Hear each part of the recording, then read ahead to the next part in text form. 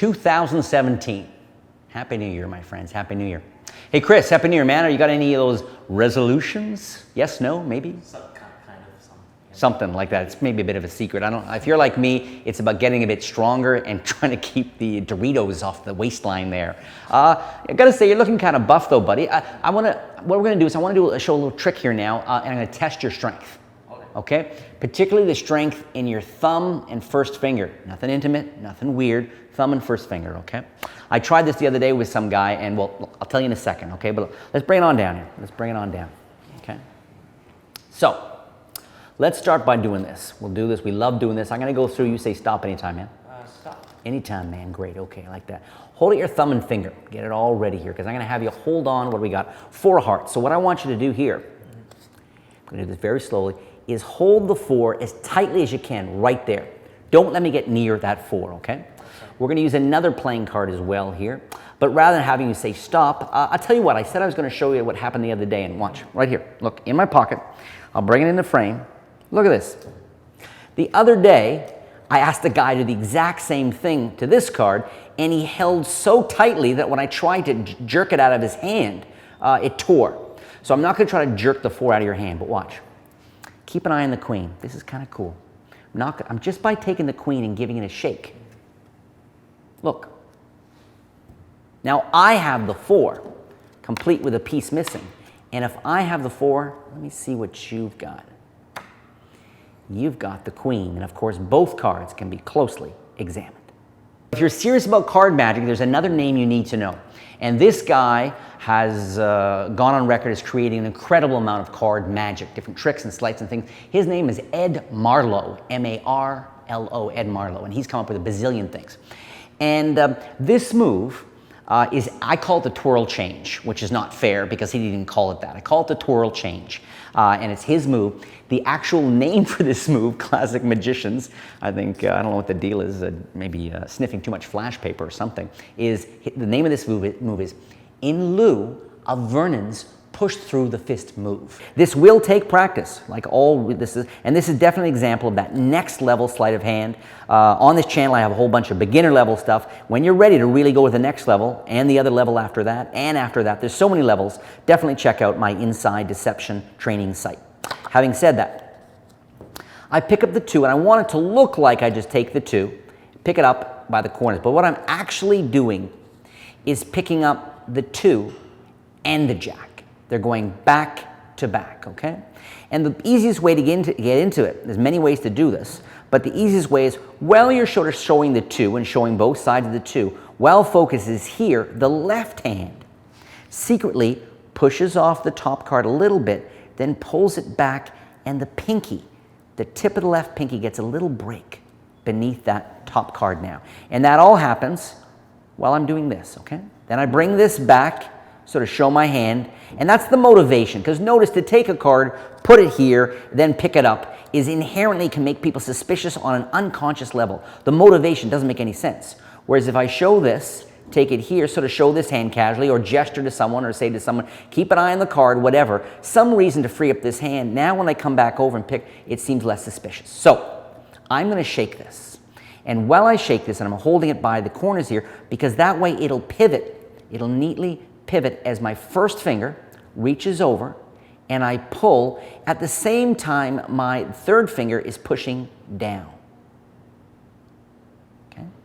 This action alone, strongly urge anybody serious about making their sleight of hand look like real magic, is just work on this action.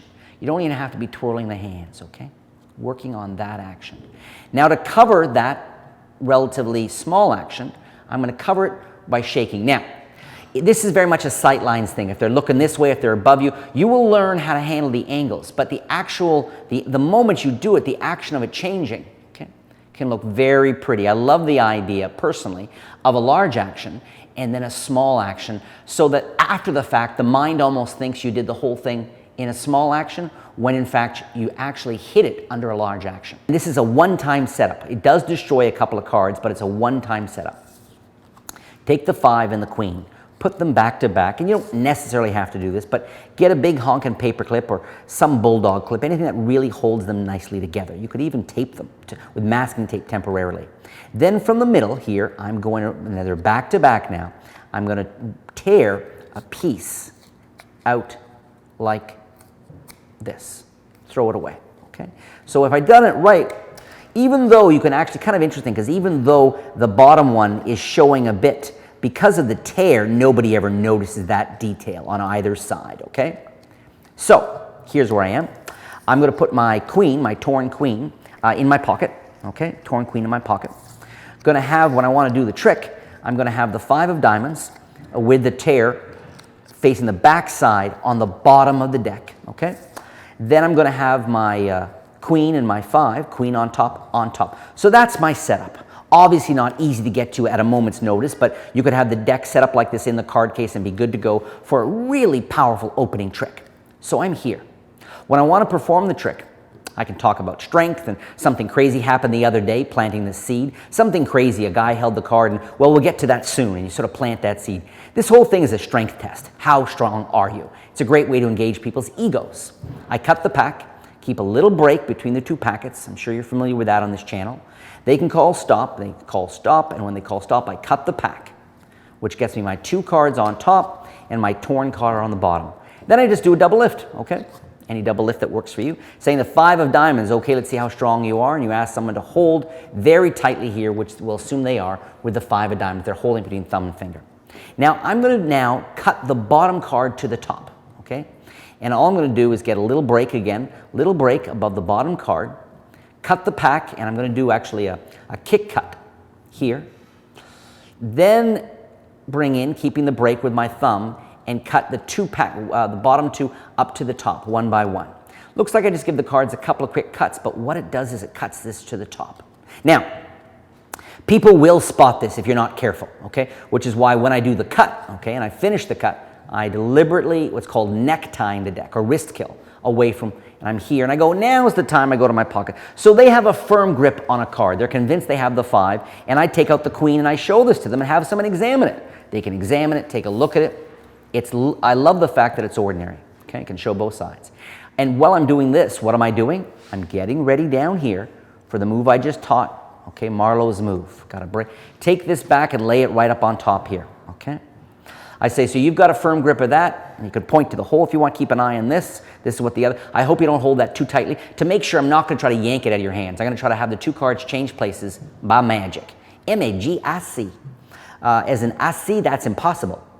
You're here, you're going to do the twirl change. You're here, they see the tear. The tear adds so much to this change. Drop it right back on top here, pointing to the tear. There's your motivation here.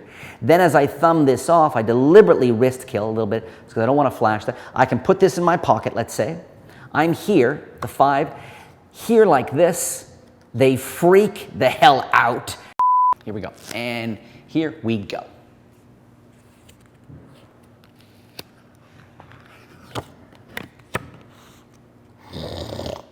Not even sure what any of that means.